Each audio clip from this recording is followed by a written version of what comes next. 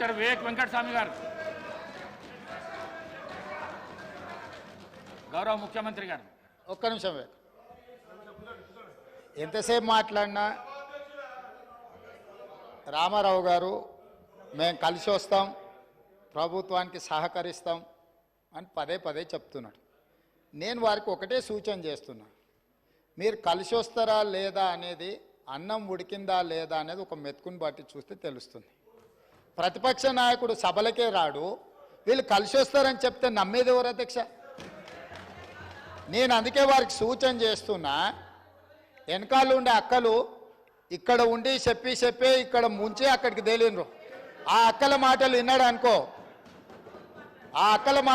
అనుకో Jubilee bus స్టాండ్లో కూర్చోవాల్సి వస్తుంది అధ్యక్ష. అందుకే అందుకే అందుకే అందుకే అధ్యక్ష, మైనారిటీకి మంత్రి ఇవ్వలేదన్నాడు. 2014 నుంచి 2019 వరకు ఒక్క మహిళకు కూడా మంత్రి పదవి ఇవ్వలేదు అధ్యక్ష.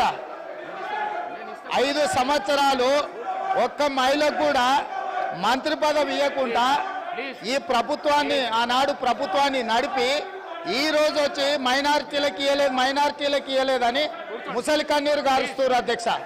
కాబట్టి దయచేసి అన్ని విషయాలు మాకు తెలుసు, సహకరించేది ఉంటే ప్రతిపక్ష నాయకుడిని వచ్చి సభలో కూర్చోమని చెప్పుంది అధ్యక్ష. వివేక్ గారు మళ్ళీ వెళ్ళకు రాకండి. వివేక్ గారు, ఈ ప్రాక్టీస్ మంచిది కాదు. మళ్ళీ వెళ్ళకు రాకండి. కొత్త సభ్యులకు ఇది నేర్పించకండి. మీరు సభా మర్యాదలను కాపాడండి. మీరు వెళ్ళండి.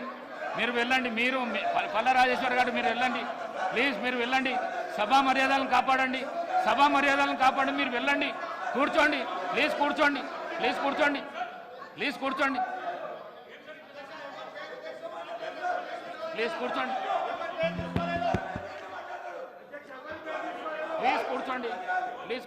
నేను గౌరవ ప్రతిపక్ష శాసనసభ్యులు అందరికీ కోరుతా ఉన్నాను, గౌరవ ముఖ్యమంత్రి గారు మాట్లాడుతూ ఉన్న సందర్భంలో ఎవరు పేరు తీయలే అధ్యక్ష, ఎవరు గౌరవ సభ్యుల పేర్లు తీయలే. మీ వెనకాల ఉన్న కొంతమంది అని చెప్తే సభ బయట కూడా ఉండొచ్చు. రాజకీయ పార్టీ పరంగా ఉన్న చాలా మంది వ్యక్తులు ఉంటారు, వారందరినీ కూడా నమ్ముకోవద్దని ఒక సూచన ఇచ్చిండ్రు, సలహా ఇచ్చిండ్రు. ఎందుకు సార్ పాపం వాళ్ళని రెచ్చగొడతా ఉన్నారు. వాళ్ళ పేర్లే తీయాలి, వాళ్ళని కావాలని రెచ్చగొట్టి ఈరోజు మంచిగా నడుస్తా ఉన్న సభని వారి గురించి మాట్లాడలేదే, వారి పేర్లు తీయలేదే. వాళ్ళ పేర్లు తీసిన అధ్యక్ష, ఎప్పుడు వాళ్ళ పేర్లు తీసిండ్రా సార్? మేము అడుగుతా ఉన్నాం, వాళ్ళ పేర్లు తీసిండ్రా? ముఖ్యమంత్రి గారు వారి పేర్లు తీసిండ్రా? ఎవరు పేర్లను ఉద్దేశించి మాట్లాడలేదు. వారి పట్ల మాకు కానీ మా ముఖ్యమంత్రి గారు కానీ గౌరవం ఉంది, వారి గురించి మాట్లాడలేదు. ఎందుకు సార్? లేని అంశాన్ని కూడా ఈరోజు గందరగోళం సృష్టించాలి, రేపు పొద్దున పేపర్లో పడాలనే ఉద్దేశం తప్ప ఈరోజు, ఎందుకంటే మరి ఇప్పటి వరకు కూడా మాట్లాడిన మరి కేటీఆర్ గారు అనేక అంశాల విషయం మాట్లాడాం, మేము చాలా సమన్వయంతో విన్నాం. ఈరోజు ముఖ్యమంత్రి గారు ఏమన్నారు? సలహా ఇచ్చిండ్రు, సూచనలు ఇచ్చిండ్రు, వారిని అనలే కదా. వారి పట్ల మాకు గౌరవం ఉంది, దాని వారి పేరు తీసింది కదా. ఎవరి పట్ల? అందరి పట్ల మాకు గౌరవం ఉంది, అందరు సభ్యుల పట్ల గౌరవం ఉంది, ఎవరు పేరు తీయలే అధ్యక్ష. దయచేసి మా కాంగ్రెస్ పార్టీ శాసనసభ్యులు కూడా డాక్టర్ వివేక్ గారు కూడా మాట్లాడేది ఉంది, బీజేపీ వారు మాట్లాడేది ఉంది, ఎంఐఎం వారు మాట్లాడేది ఉంది, సిపిఐ వారు మాట్లాడేది ఉంది. అందరి సమయం కూడా వారే ఉపయోగించుకోవాలని ప్రయత్నం చేస్తా ఉన్నారు అధ్యక్ష. దయచేసి ఇప్పటికైనా ఈ రాజకీయం మానుకోవాలని మేము కోరుతా ఉన్నాం.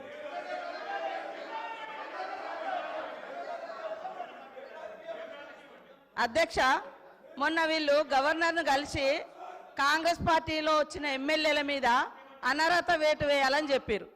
ఎవరి ద్వారా ఇప్పించారు?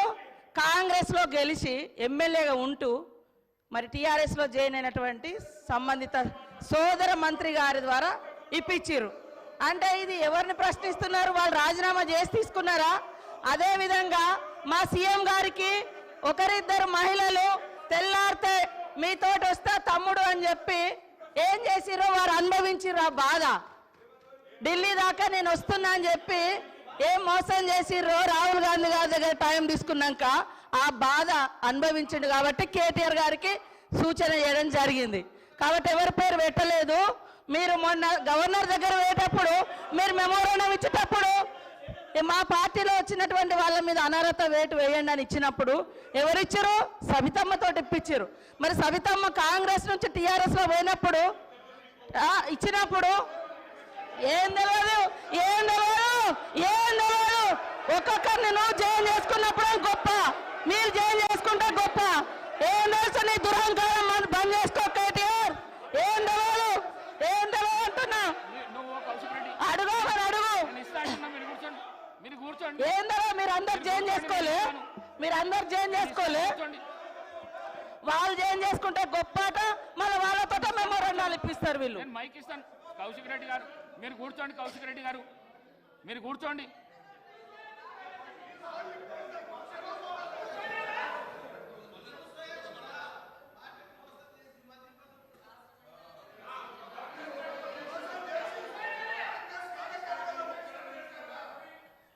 గౌరవ ముఖ్యమంత్రి గారికి మూసి బారిన బడి ఒకవైపు గతంలో ఉన్న ఫ్లోరైడ్ బాధతోని లక్షలాది మంది అలా బాధపడుతున్న తరుణంలో మొట్టమొదటిసారి ఒక రాష్ట్ర ముఖ్యమంత్రిగా మూసి మీద ఆలోచించి 7 మాసాలుగా ప్రతి సందర్భంలో మూసి ప్రక్షాళన గురించి మాట్లాడుతున్న ముఖ్యమంత్రి గారికి నల్గొండ జిల్లా, రంగారెడ్డి, హైదరాబాద్ ప్రజల పక్షాన వారికి ధన్యవాదాలు తెలియజేస్తూ మా కేటీఆర్ గారికి కూడా విజ్ఞప్తి చేస్తున్నాం. మనం ఎవరో ఆలోచించలే, మేము బాధపడ్డాం.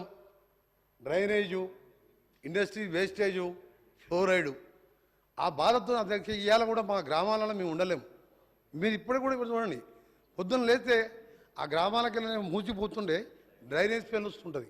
పోచంపల్లి, చౌటుప్పల్, ఇక్కడి నుంచి మొదలు పెడితే నార్కట్పల్లి. ఒకప్పుడు మూసి స్వచ్ఛమైన వికారాబాద్లో పుట్టి నేరేడు జిల్లా కృష్ణానదిలో కట్టిపోయే 1,04 ఎకరాలకు సాగునీరు, త్రాగునీరు ఇచ్చే రివర్ అది.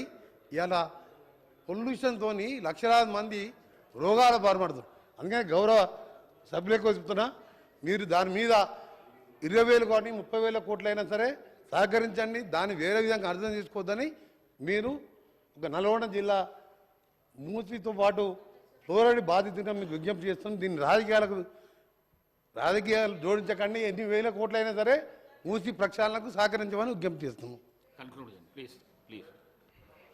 ఎల్ఏ మినిస్టర్ గారు కనుక ఇంటర్వ్యూన్ కాకపోతే నాకు చెప్పాల్సిన అవసరం లేదు. ఇప్పుడు చెప్పక తప్పట్లేదు. Either LA minister is misleading the house or deputy chief minister is misleading the house. ఎందుకంటే మొన్న డిప్యూటీ చీఫ్ మినిస్టర్ గారు యూనియన్ బడ్జెట్లో మనకు డబ్బులు రాలేదు, మూసీకి డబ్బులు అడిగినామంటే ఇక్కడ నుంచి కొంతమంది అడిగారు మీరు డిపిఆర్ ఇచ్చారా అని. వెంటనే ఆయన ఒక పుస్తకం చూపెట్టి మేము డిపిఆర్ కూడా సమర్పించాము, మాకు డబ్బులు ఇవ్వలేదన్నారు. ఇప్పుడేమో ఎల్ఏ మినిస్టర్ ఏమంటున్నారు, డిపిఆర్ ఇంకా తయారు కాలేదే అంటున్నారు. మరి వాళ్ళకే పొంతన లేదు ప్రభుత్వంలో. నేను ఒకటే అంటా ఉన్నా అధ్యక్ష,